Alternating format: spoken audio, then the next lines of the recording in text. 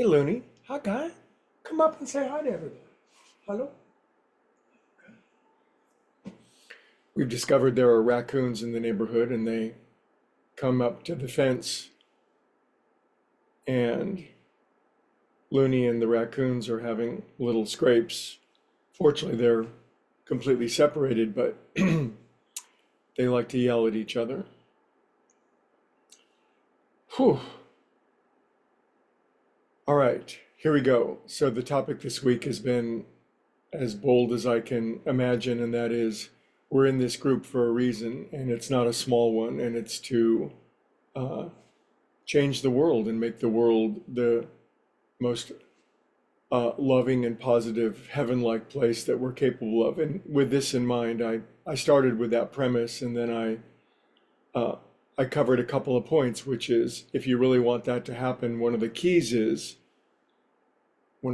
are one of the keys are that uh, you got to make your biggest dilemma, your biggest problem, your best friend, because that's God trying to beat the door down, and it's our place of biggest transformation. I mentioned that sort of not in passing, but as an important sidelight.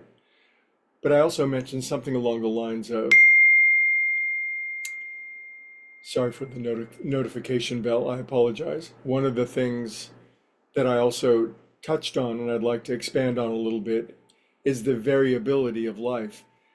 Uh, while we're given a great mission and a great purpose, and we all decide upon that before we come in, um, we forget that purpose, of course, that's wiped from us, and then the adventure of life begins. And what I'm saying now is because there's no certainty that that mission and purpose will be fulfilled to absolute completeness.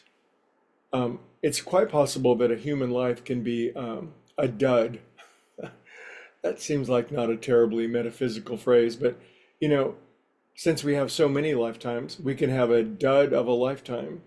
And I'm not saying we are, but I'm, John Wilkes Booth, Attila the Hun, uh, Lee Harvey Oswald, you know, um, Unabomber.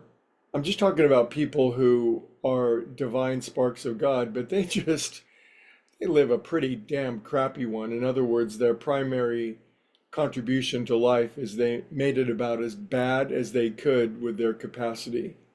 I'm just thinking, sorry, John Wilkes Booth, I'm sure you've been redeemed in the ensuing 160 years, but man, you killed a really cool president. You're just a jerk, and you made a bunch of people really sad. On the other hand, I'm thinking Mahatma Gandhi. I'm thinking Madame Curie. There's a great woman. Wow, she did so much. Every time you go in and get an X-ray that finds something and lengthens your life. Thank you, Madame Curie, and she gave her life for that pursuit, by the way. Uh, Amelia Earhart, what a courageous lady, and she changed the whole world. She made the globe smaller. You get the idea. So, are we going to live a dud? Are we living a dud? Probably not. Not if you're in this group. You are kicking some butt.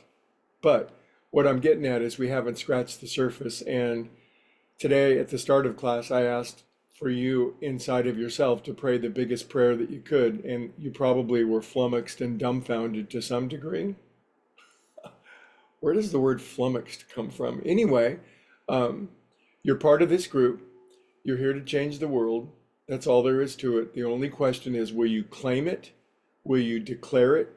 Will you establish this? Will you plant the flag inside of your soul that I am going to live to the fullness and the full resource and capacity of this life? And I know this is one of many, but this is the one I'm living now. Now is the moment of salvation. Now is the appointed time. I will get into agreement with God and I will simply say within myself and declare boldly that I will live the largest life and I will do my best to bring as much heaven on earth. I've claimed this for myself. I've declared this for this group. If you're part of this group, you can come into alignment with this, and each and every one of you is now has very much lined up and on the way. It's out for delivery. Blessings, increase, capacity, understandings, love, ability beyond your wildest dreams if you accept and receive it. Okay, have a beautiful day, and I look forward to visiting with you all tomorrow. See you.